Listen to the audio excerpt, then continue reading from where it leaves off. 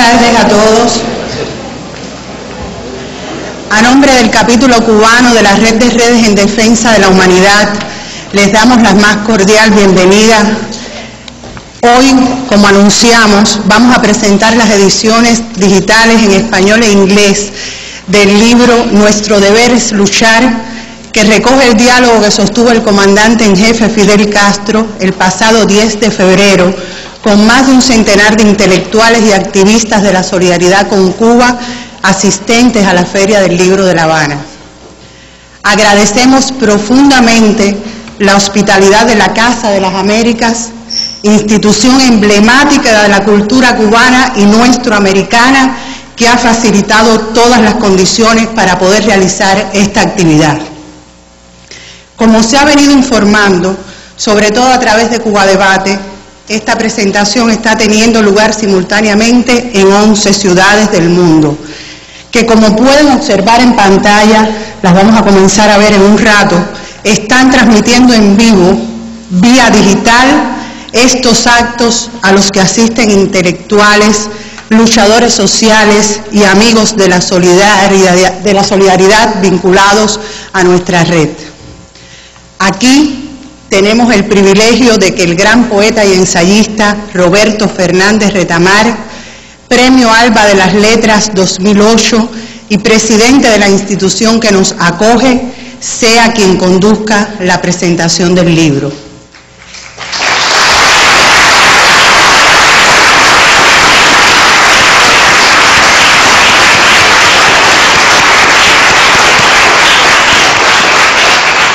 Están con nosotros también el destacado economista Osvaldo Martínez, director del Centro de Investigaciones de la Economía Mundial, y Gisela Alonso, presidenta de la Agencia de Medio Ambiente de Cuba.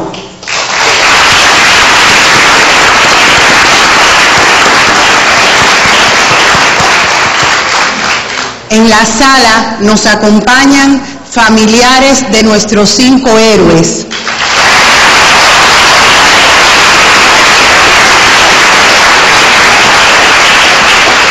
Un grupo importante de figuras de nuestra literatura, de las ciencias sociales, premios nacionales, destacados científicos cubanos, miembros de la presidencia de la UNIAD y de la Asociación Hermanos Saiz, representantes del ICAP, líderes religiosos e integrantes del capítulo cubano de la Red en Defensa de la Humanidad.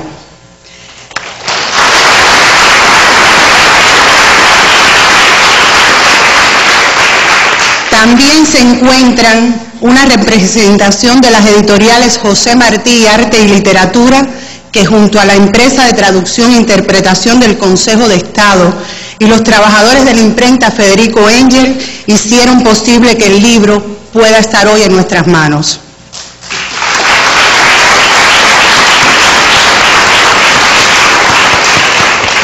Creo oportuno destacar que este trascendental libro, revisado y ampliado por los participantes en el encuentro del 10 de febrero con el comandante, estará próximamente disponible también en portugués, francés e italiano y se presentará en otras ciudades del mundo en acciones organizadas por la Red en Defensa de la Humanidad previas a la realización de la cumbre Río +20. En La Habana, al igual que en Caracas, estaremos entregando el libro al final impreso para todos los invitados. Según nos informan hace un rato los compañeros que trabajan en el tema de las redes sociales, desde horas tempranas de la mañana se está desarrollando un gran movimiento en las redes sociales siguiendo la presentación del libro en las diferentes ciudades, fundamentalmente a través de Twitter. Justo a las 10 de la mañana, hora de Cuba, la etiqueta Save the World, que acompaña la presentación del libro Nuestro deber es luchar, ocupaba el 3er lugar entre los temas globales del momento en la red social Twitter. Es una gran victoria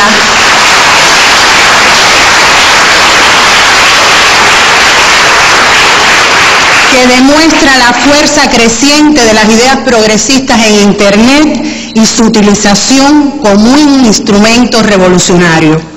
Cedo entonces la palabra a nuestros presentadores, en primer lugar al querido Retamar, a quien seguirá Gisela Alonso y posteriormente Osvaldo Martínez.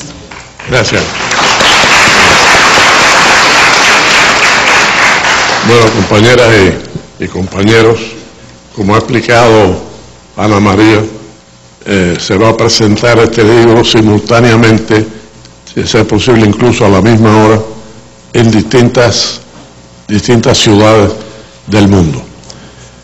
En Caracas, el bautizo del libro correrá a cargo de un panel integrado por el escritor venezolano Luis Brito García, Premio Alba de las Letras 2010, Farruco Sesto, Ministro de Estado para la Reconstrucción Urbana de Caracas, Carmen Bohórquez, historiadora venezolana, Miguel Barnet, presidente de la Unión de Escritores y Artistas de Cuba, Zuleika Romay, presidenta del Instituto Cubano del Libro.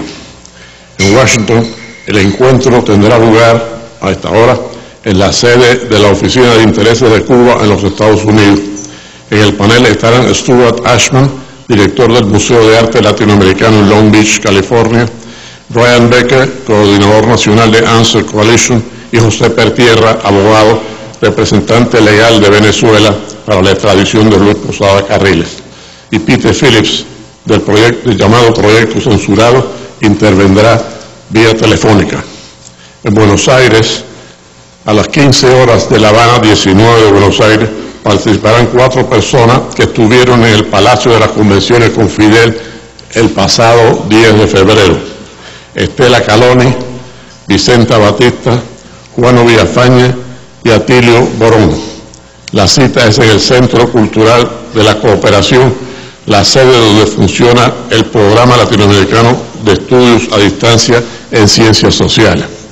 En la Ciudad de México, la presentación tendrá lugar a las 12:30 hora local, con la presencia de uno de los participantes en ese importantísimo encuentro, el destacado intelectual e investigador social cubano Fernando Martínez Heredia. Estará presente también el embajador de Cuba, Manuel Aguilera de la Paz. En Luanda, la presentación tendrá lugar en la sede de la Unión de Escritores de Angola. Participarán intelectuales del país y la ministra de Cultura de Angola, Rosa Cruz e Silva. En La Paz, la sede será la Embajada Cubana en La Paz, con Antonio Peredo y Ricardo Bajo, intelectual boliviano muy destacado. En San Juan de Puerto Rico, tendrá lugar la presentación en la sede de la Unión de Trabajadores de la Industria Eléctrica y Riego, con la participación de Alejandro Rivera, José Rivera, Nelson del Castillo y otros invitados, entre ellos el luchador independentista Rafael Cancel Miranda. También asistirá el Premio Alba Narrativa de 2011, Alejandro Carpio. En Madrid, la presentación estará a cargo de Carlos Farabetti, escritor y ensayista, que participó activamente en el encuentro en La Habana con Fidel. En Santo Domingo, la presentación tendrá lugar a las 5 p.m. hora local en la Academia de Ciencias del país. Intervendrán el presidente de la Academia, Milciades Mejía, el embajador de Cuba, Alexis Brandish Vega, por la Comisión Ambiental, Luis Carvajal, y la escritora Chique Vicioso. En Kingston, la presentación tendrá lugar en la sede de la Embajada de Cuba, comenzando a esta misma hora. El programa de esta actividad incluye intervenciones de Yuri Gala López, embajador de Cuba en Jamaica, Lisa Hanna, ministra de Cultura y Juventud de Jamaica, el profesor Keith Ellis, jamaicano residente en Canadá, pero que esta semana estará en Kingston, el profesor Norman Gibbon, jamaicano residente en Trinidad y Tobago, que hará una intervención vía internet, y Russell Bell. Tanto la ministra Hanna como el profesor Gibbon participaron en el citado encuentro con el comandante en jefe. Mañana, en Berlín, se realizará a las 7 p.m., hora de Berlín, en el Teatro de la Sede del Partido Die Linke. La presentación se hará con la participación de intelectuales y miembros de los grupos de solidaridad con Cuba. Los panelistas serán Frank Chihuitzala, Harry Greenberg, Katia Klubendorf, Hans Weiss y Marion Leonard. se nota el esfuerzo por pronunciar bien esas palabras alemanas, que no es lo más fácil del mundo.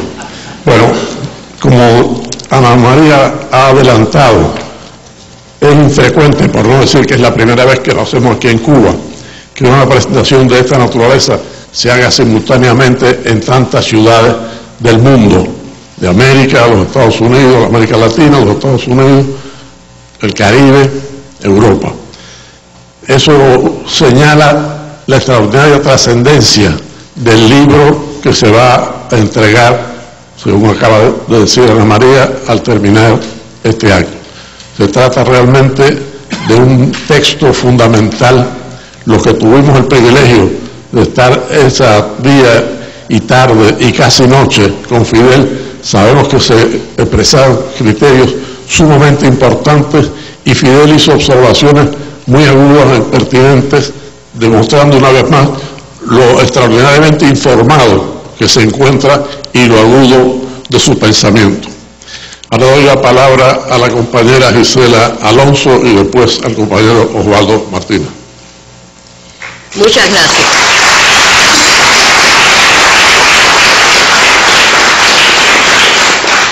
Bueno, queridos amigas y amigos, colegas, para mí constituyó un gran honor haber sido invitada al encuentro sostenido por nuestro comandante en jefe Fidel con los intelectuales asistentes a la 21ª Feria Internacional del Libro Cuba 2012.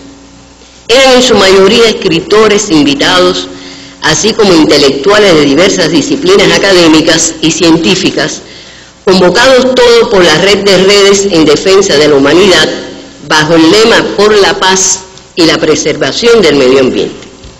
Hoy tengo la dicha de encontrarme entre los convocados a presentar el libro conformado por los diálogos sostenidos en ese encuentro, con el título de Nuestro deber es luchar. Al conocer que se me escogía para participar en la presentación junto a personas que mucho admiro, pensé enseguida que no merecía tan alta distinción. No obstante, me propuse no defraudar a los que habían pensado en mí.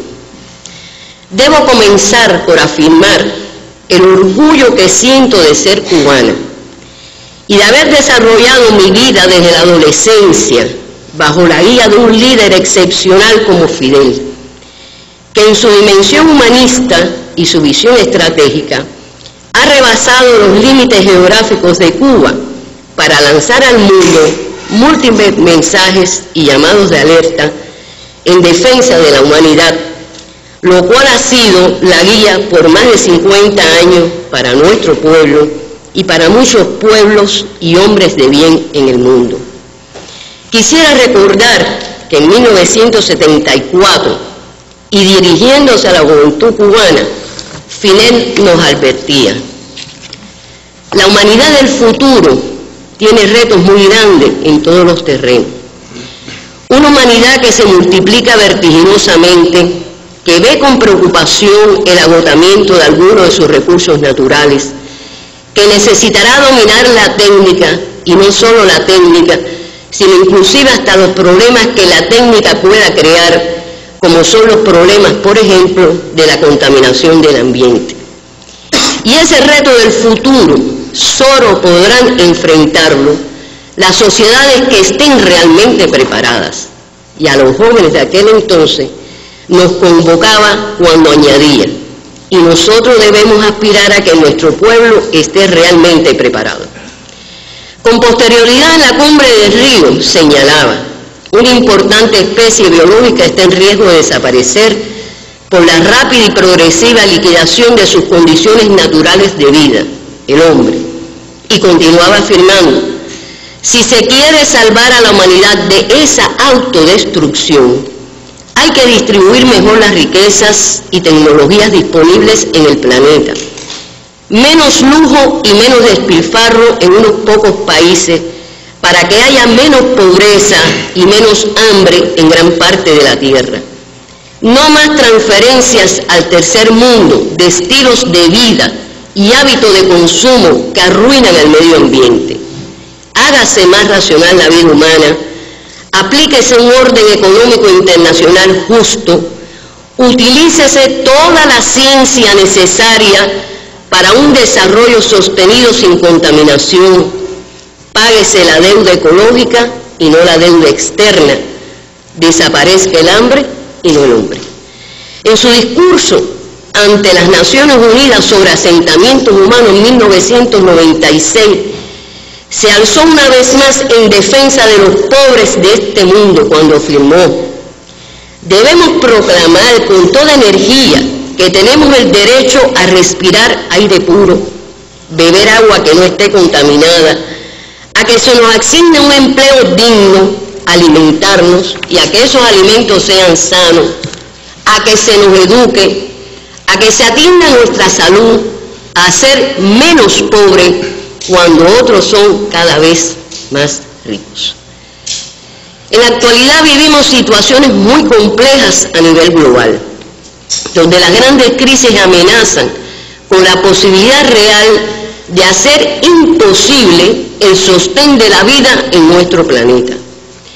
Esta situación viene determinada por el incremento de la pobreza extrema, así como la crisis financiera, económica, comercial, alimentaria, energética, de salud, educacional, demográfica, ambiental, el incremento de riesgos y de la vulnerabilidad del hombre ante los desastres naturales, a todo lo cual tendríamos que dramáticamente añadir el incremento de los conflictos armados, incluyendo el peligro de guerra nuclear, y el voluntarismo, egoísmo y hegemonismo de las potencias imperiales.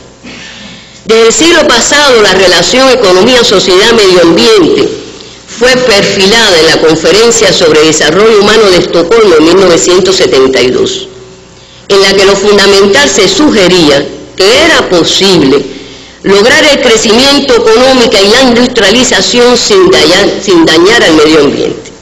Años después, en 1987, el informe de la llamada Comisión Brundtland de Naciones Unidas, denominado Nuestro Futuro Común, reconocía la relación entre economía, sociedad y medio ambiente, definiéndose el desarrollo sostenible como aquel que satisface las necesidades presentes sin comprometer la aptitud de las generaciones futuras para satisfacer sus propias necesidades.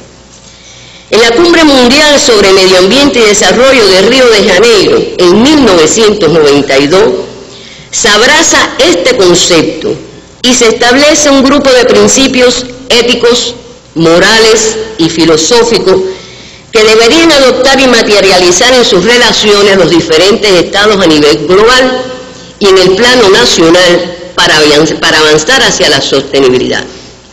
Se proclamaba que los seres humanos constituyen el centro del concepto del desarrollo sostenible. También el derecho al desarrollo, entendido de forma tal que se corresponda con la satisfacción de las necesidades sociales, económicas y ambientales. Se reconocía la necesidad de cooperar para la erradicación total de la pobreza como requisito indispensable para la vida humana.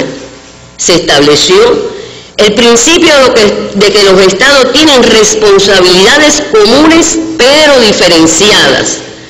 Los países llamados desarrollados, o mejor dicho, ricos, tienen la obligación de asumir las responsabilidades históricas derivadas de la dominación colonial, de la imposición del modelo de desarrollo capitalista y, más reciente, el esquema neoliberal, caracterizado por un consumismo desenfrenado, el despilfarro, y por patrones de producción y de uso de los recursos naturales totalmente irracionales.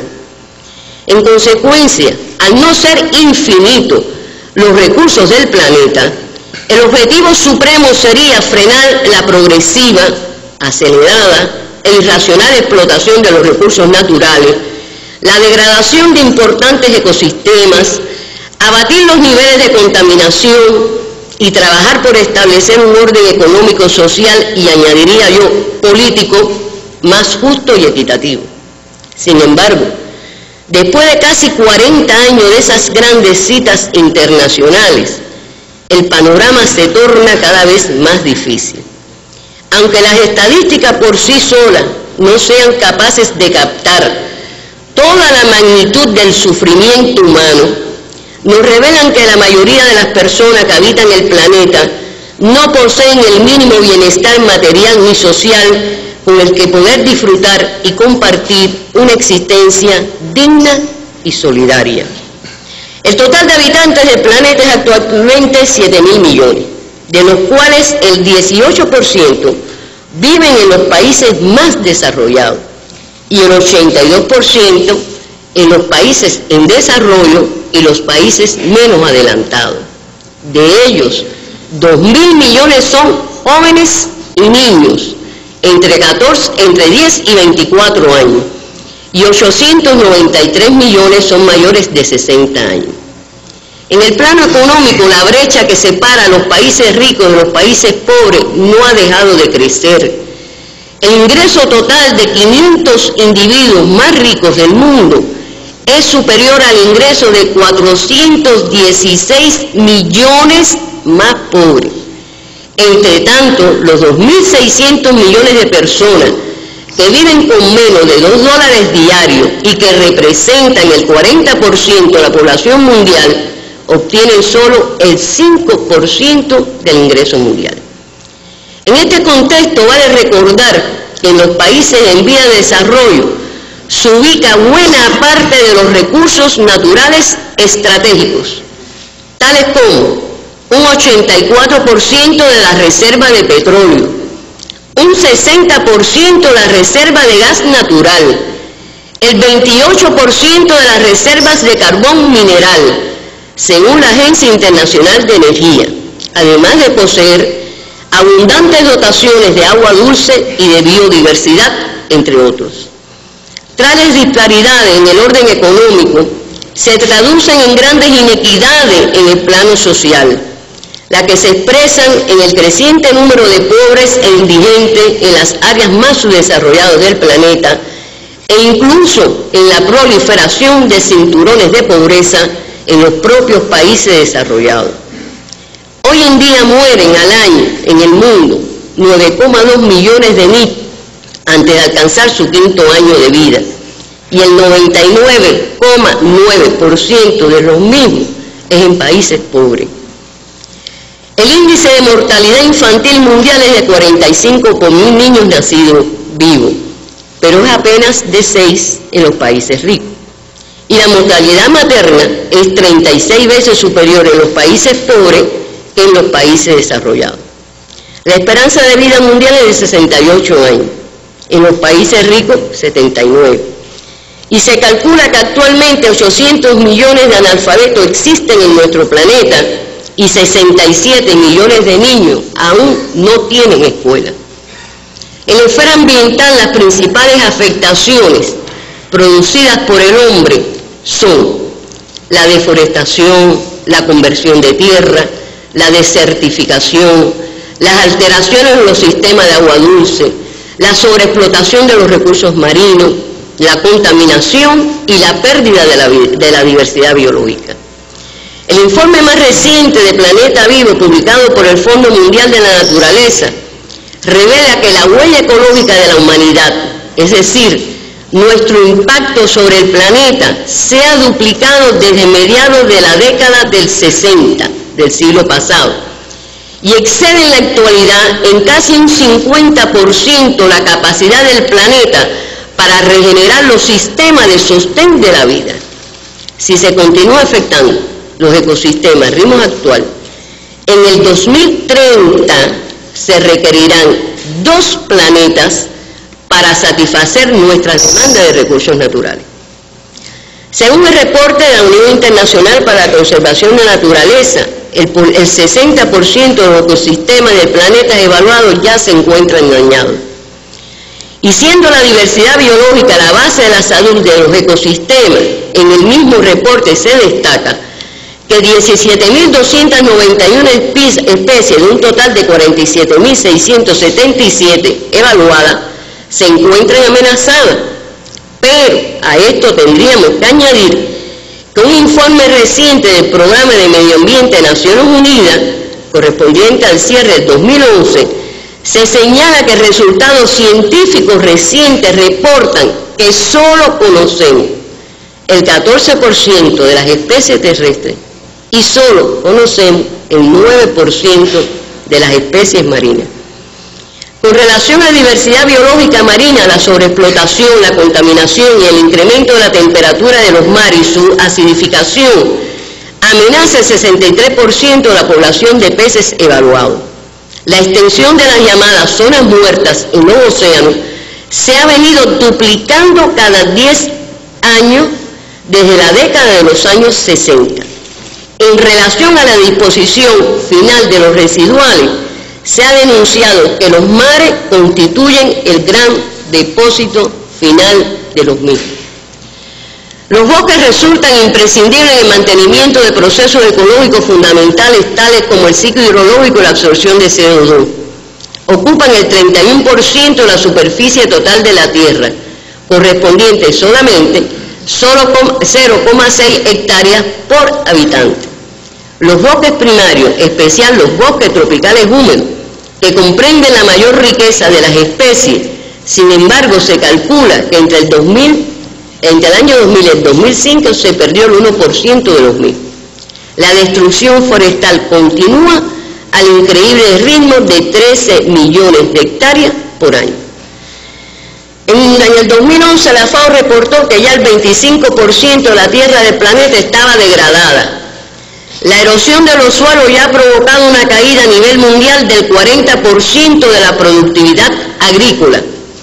Uno de los desafíos más serios que el mundo enfrenta hoy es la creación y conservación de sistemas alimentarios eficientes de cara a los serios problemas de inseguridad alimentaria a nivel mundial, debido, entre otras cosas, a las presiones ejercidas por el crecimiento demográfico y por el cambio climático.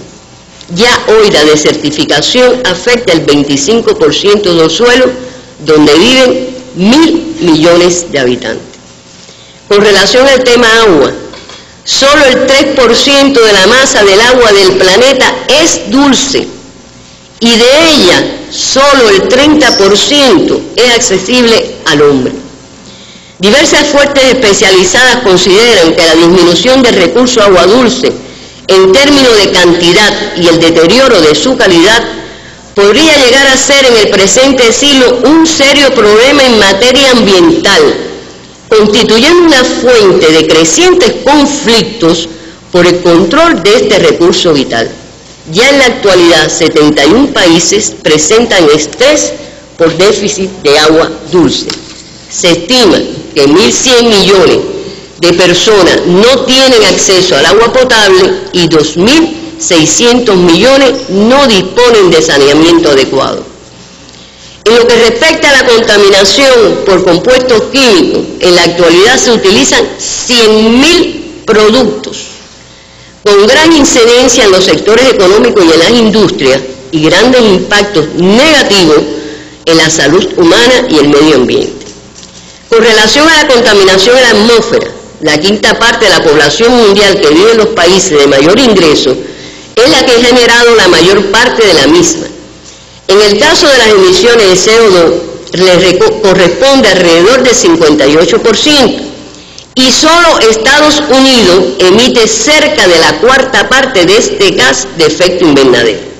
No obstante las alertas y esfuerzos realizados en las negociaciones de la Convención de Cambio Climático, la Agencia Internacional de Energía anunció que en el 2011, en el 2010, se ha alcanzado en el mundo un récord de emisiones de gases de efecto invernadero de 30,6 gigatoneladas, que constituye un 5% superior de lo reportado en el 2008. Se ha detectado también incremento en las concentraciones de óxido nitroso y de metano debido a la quema de combustible, la deforestación, el cambio de uso de la tierra, la cría de ganado, la producción de arroz y los vertederos. El cambio climático ha sido definido como el problema ambiental más agudo del presente siglo. Los grandes impactos asociados a las inundaciones, sequía, tormentas severas, huracanes, deshielo, ascenso del nivel del mar, la acidificación de los océanos y las olas de calor han dado origen a cuantiosas pérdidas humanas, sociales, económicas y daños ambientales. Con relación a los desastres naturales asociados a la variabilidad del clima, entre el 2010 y el 2011 se pudieran mencionar cientos de desastres, como las olas de calor y los incendios en Rusia, las inundaciones en Pakistán, Australia, Brasil, Estados Unidos, los tornados en los Estados Unidos, los deslizamientos en Brasil, Perú, Bolivia y la sequía en China, solo por citar algunos.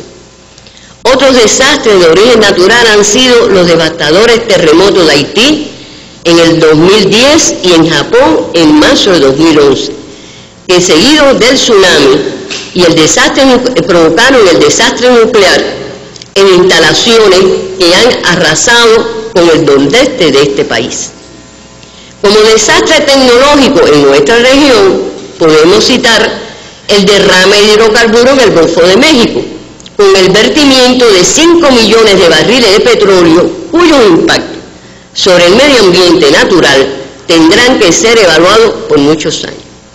Estimados colegas, con esta realidad y con los múltiples problemas globales acumulados, se pronostica adicionalmente, tal como señalaba nuestro comandante en jefe el pasado 10 de febrero, que siguiendo el ritmo actual para el 2030, la demanda global de alimentos habrá aumentado en un 50%, la de energía en un 45% y la del agua en un 30%. Todo lo que sin duda nos ratifica que el modelo económico actual nos empuja a los límites de los recursos naturales.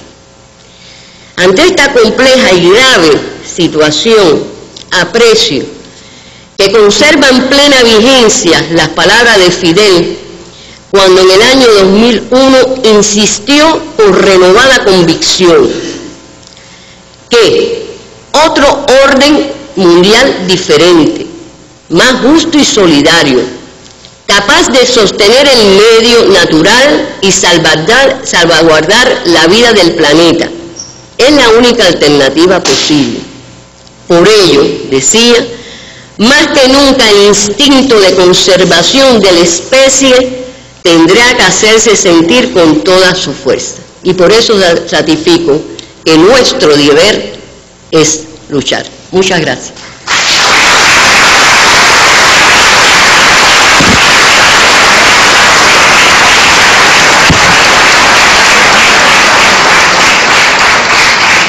Muchas gracias, compañera.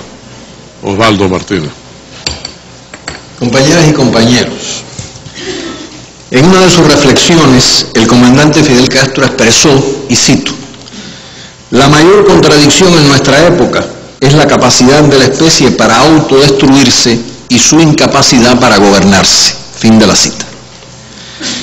El libro que hoy se presenta en La Habana y en varias ciudades del mundo nace de 9 intensas horas en las que los intercambios del compañero Fidel con intelectuales e invitados a la 21ª Feria Internacional del Libro Cuba 2012 se movieron desde las profundas meditaciones hasta la risa provocada por el fino humor, sin perder nunca la intransigencia frente al pesimismo.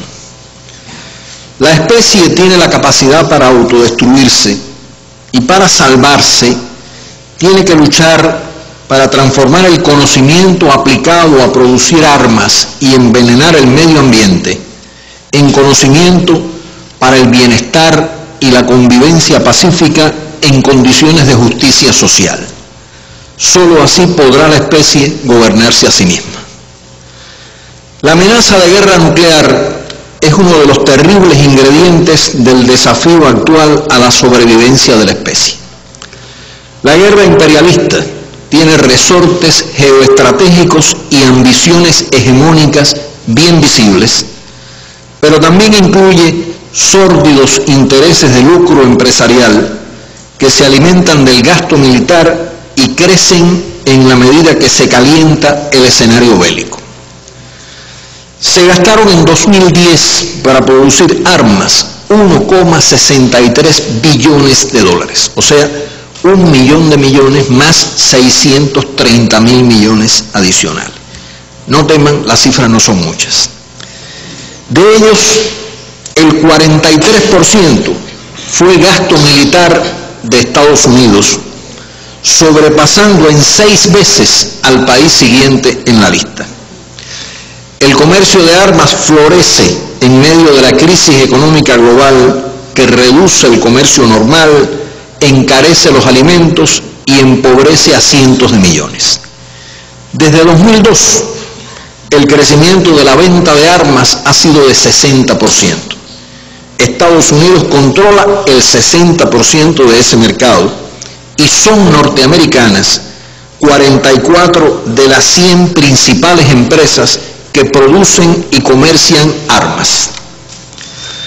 La producción y exportación de armas es un apetecible negocio. Estados Unidos, país que se rezaga en la competencia y acumula un cuantioso déficit comercial, compensa en parte esa desventaja exportando armas.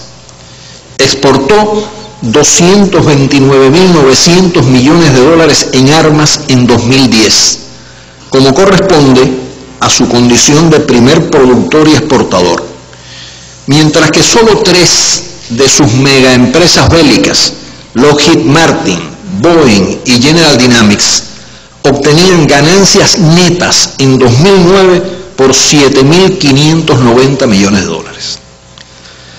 Las megaempresas del armamento y de los medios son parte orgánica de un poder financiero global, verdadero poder planetario, que sobrepasa el menguado poder de los políticos.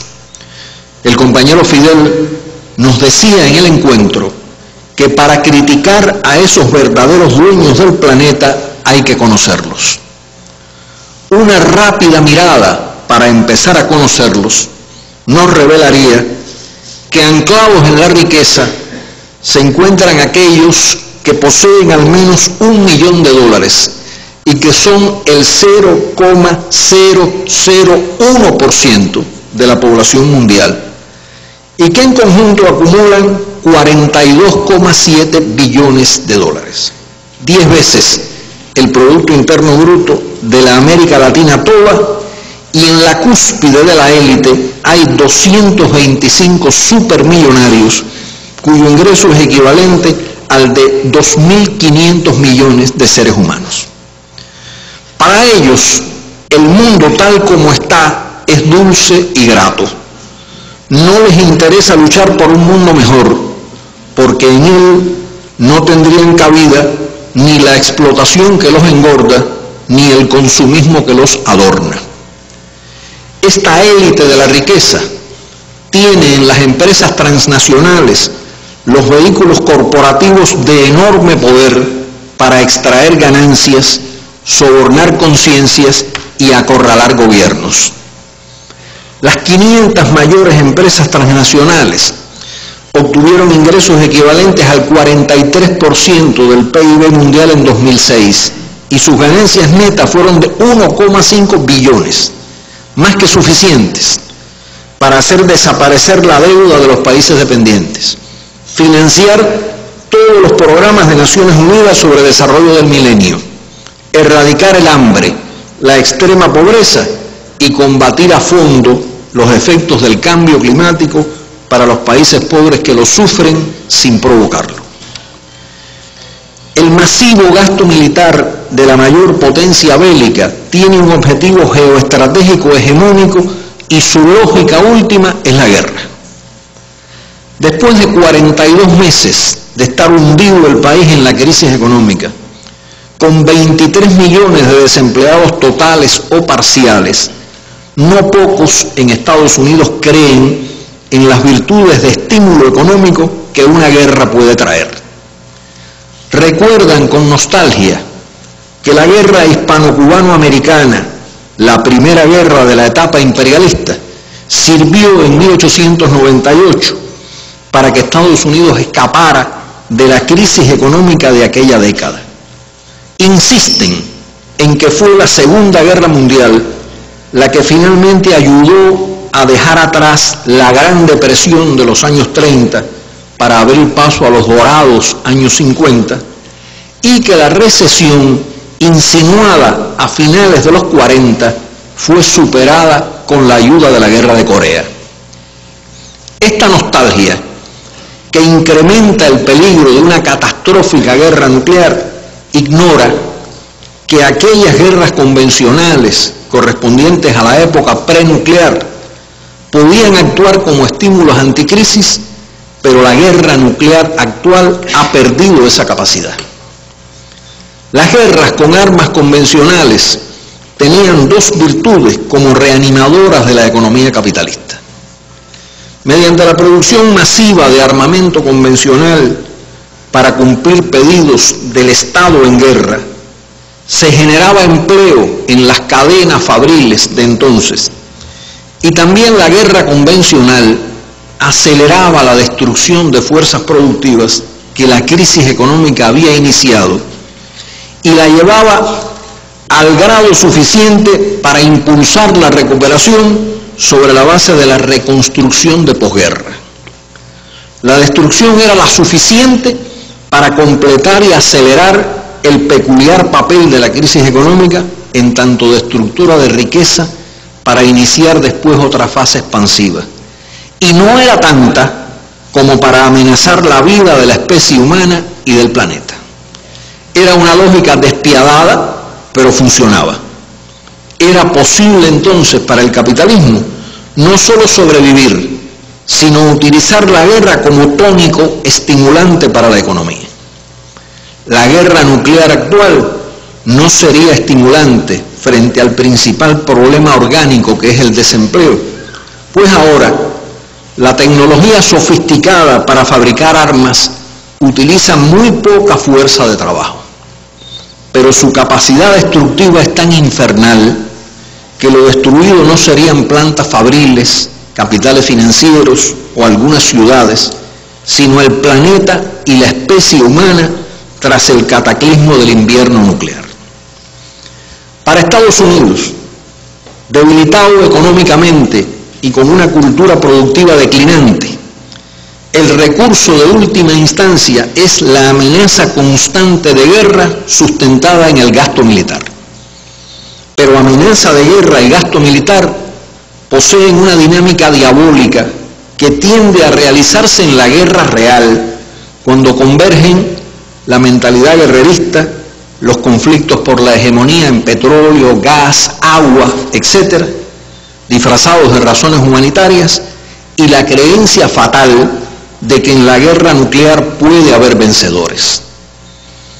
La declinación de la economía de la mayor potencia militar plantea fuertes tensiones entre un poderío militar muy superior a cualquier otro y por lo mismo ambicioso de hegemonía y una economía en retroceso que ha exportado buena parte de su capacidad industrial, se ha sumido en el parasitismo financiero, se ha acomodado en el consumismo de lo producido por otros y ha perdido la cultura productiva que alguna vez fue relevante.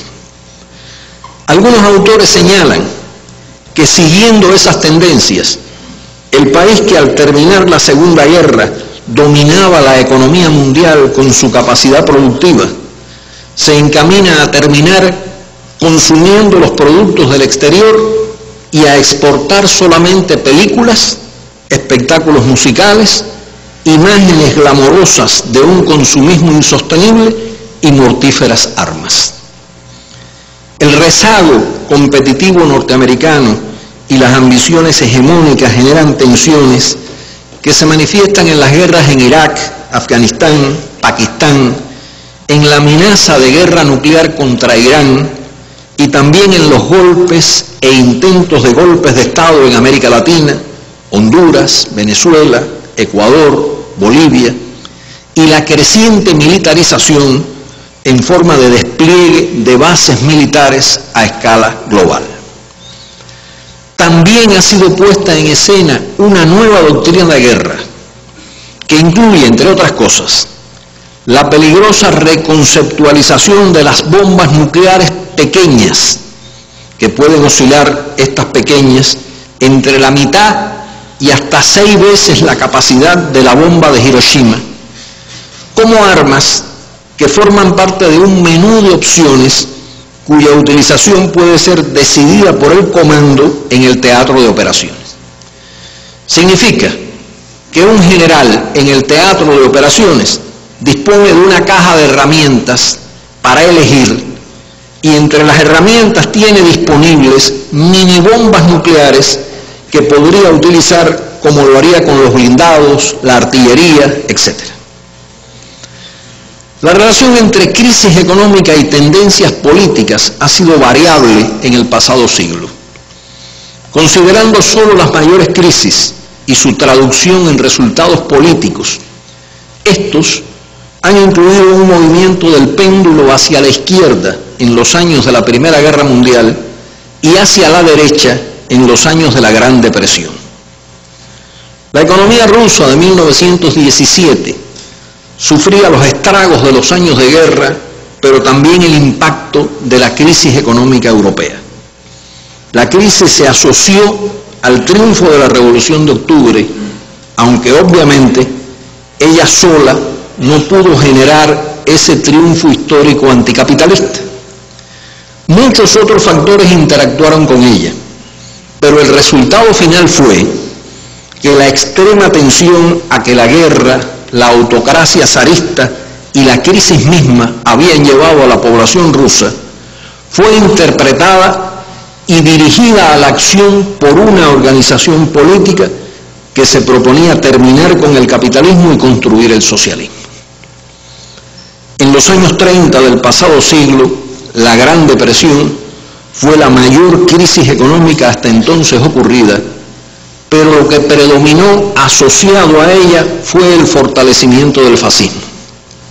En Alemania, la combinación de exageradas reparaciones pagadas a los vencedores en la guerra anterior, la galopante inflación eliminada por políticas ejecutadas por el Estado fascista, la eliminación del desempleo por la ejecución de grandes obras públicas y el liderazgo de un fanático de derecha dio como resultado el fascismo fortalecido y la Segunda Guerra Mundial. En Estados Unidos, en Europa y en América Latina hubo en esos años movimientos de izquierda y hacia la izquierda, pero no alcanzaron victorias estratégicas. No existe una determinación mecánica por la cual el desempleo, la pobreza, la inseguridad que una crisis económica provoca conduzca el péndulo hacia la izquierda. La inseguridad e incluso desesperación que una crisis genera puede ser apropiada y conducida hacia objetivos políticos por la izquierda o por la derecha, en dependencia de la lectura correcta o incorrecta que hagan las fuerzas en pugna, de las acciones concretas y de la capacidad del liderazgo. Pero esa lectura acertada no surge nunca de la contemplación resignada, sino de la lucha. Hasta meses recientes, la reacción política frente a la crisis global parecía inclinarse más hacia la derecha que hacia la izquierda. En Estados Unidos el Tea Party y en Europa movimientos fascistoides eran más visibles que la reacción popular. Ahora, los indignados y el movimiento Ocupa Wall Street han irrumpido con potencial capacidad para convertirse en fuerzas antisistema si, como nos decía Frei Betto en el encuentro, se hacen de un proyecto que incluya no solo indignación, sino una propuesta movilizadora de raíces populares de contacto con el pueblo. El libro que hoy se presenta es un lúcido análisis y denuncia del capitalismo contemporáneo, pero es más que todo una convocatoria a la lucha y un antídoto contra el desánimo. Con Fidel hemos aprendido que para luchar por un mundo mejor, para dejar atrás al capitalismo, la especie humana tiene que sobrevivir y el planeta debe ser salvado. Para que los humanos sobrevivan, hay que parar la amenaza de guerra nuclear y para salvar el planeta debe cesar la depredación de mercado contra naturaleza. Por eso repito con mi compañera Gisela para finalizar, nuestro deber es luchar.